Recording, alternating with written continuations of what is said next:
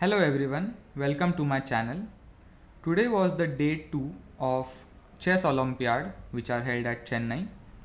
All the Indian teams won their second round. So today we are going to see two games of Team B which was paired against Team Estonia. So let's start. The first game is of Adhiban versus Volodin Aleksandr. Adhiban is also known as Beast. I like this game very much. It's a very nice slow crush. So let's start. White plays d4, d5, c4, c6, knight f3, knight f6, knight c3, e6. Now basically this is known as semi-Slav, and here white played the move g3. Now this is quite a trendy move. The main line is to play the move e3, but lately many players are choosing to play the move g3. D into c4, bishop g2, bishop e7, knight e5. So with knight e5 we are attacking the c4 pawn and we will win it back. Castle, white also castles, knight bd7, knight into c4, knight d5, and white grabs the center with the move e4. Knight into c3, b into c3, black plays b5 and knight e3. So if we look at the position, white is very well placed. He is quite solid. He has full central control, and bishop on g2 can prove to be very dangerous. Now black's main idea in this position is to place the move c5.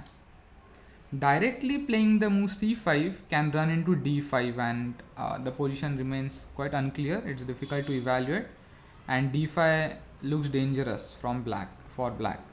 So black plays bishop b7, and now c5 he's trying to get the c5 move in. So white prevents it with the move a4. Now of course c5 loses the b5 pawn. So black plays a6, and again the c5 threat is revived. But white again stops it with the move e5, and now c5 cannot be played because bishop on b7 is hanging. So black plays knight b6, white plays a5, and after knight into d5, white takes on d5. And this is the structure white gets in the game. So now this is very much equal, but practically white has good chances on the king side. So this pawn chain is showing the direction for an attack. So let's see how Adhiban maneuvers his pieces. First of all, queen g4, threatening bishop h6. So this forces black to play the move king h8. Now white plays bishop d2. It's a prophylaxis against some rook c8 threats, and this move also connects the rooks. Rook c8, rook fb1, bishop c6, bishop f1. So white is rerouting his bishop on the more active square. From d3, of course, the bishop will be well placed and attacking the h7 pawn. Bishop e8. Now for black in this position, the f5 break remains very important, so that he will free his position. But even if he gets the move f5 in, the e6 pawn will remain weak. So this happened in the game. Let's see.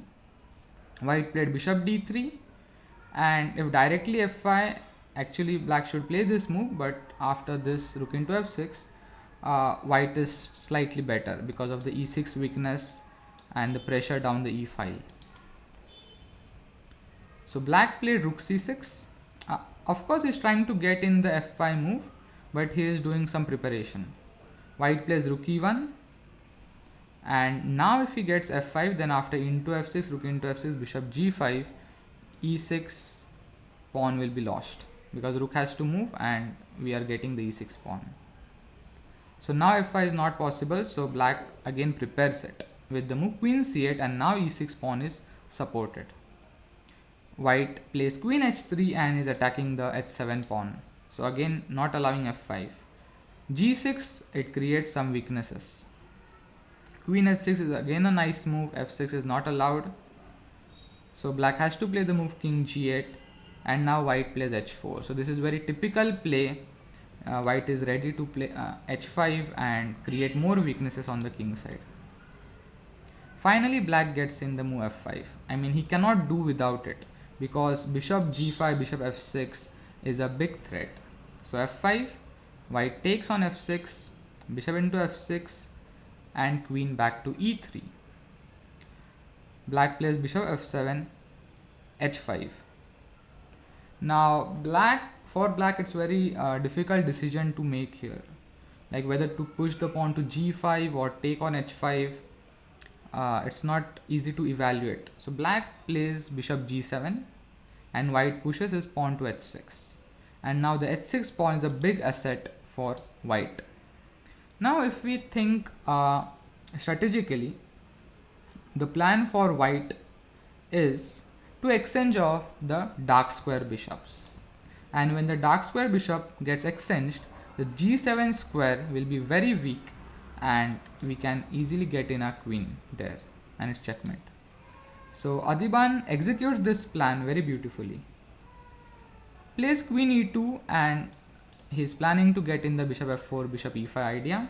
Black plays queen d7, and after bishop f4, c3 pawn is hanging, but taking on c3 is a big mistake as bishop e5 comes, and after queen into e5, white wins quite easily.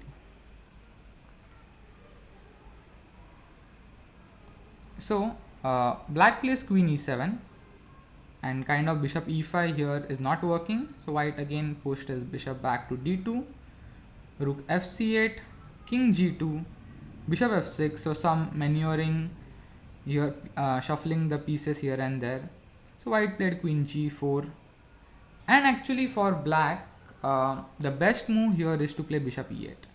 Black wants to achieve the setup bishop on d7 and queen on f7, and then it's quite solid setup and very difficult to break. But black didn't find it and he continued with the move queen d8. White played rook e2, trying to double up the rooks, rook d6, rook a e1, queen d7, rook e3, and the idea is to play rook f3, attack the bishop, and again the same threat of bishop f4, bishop e5.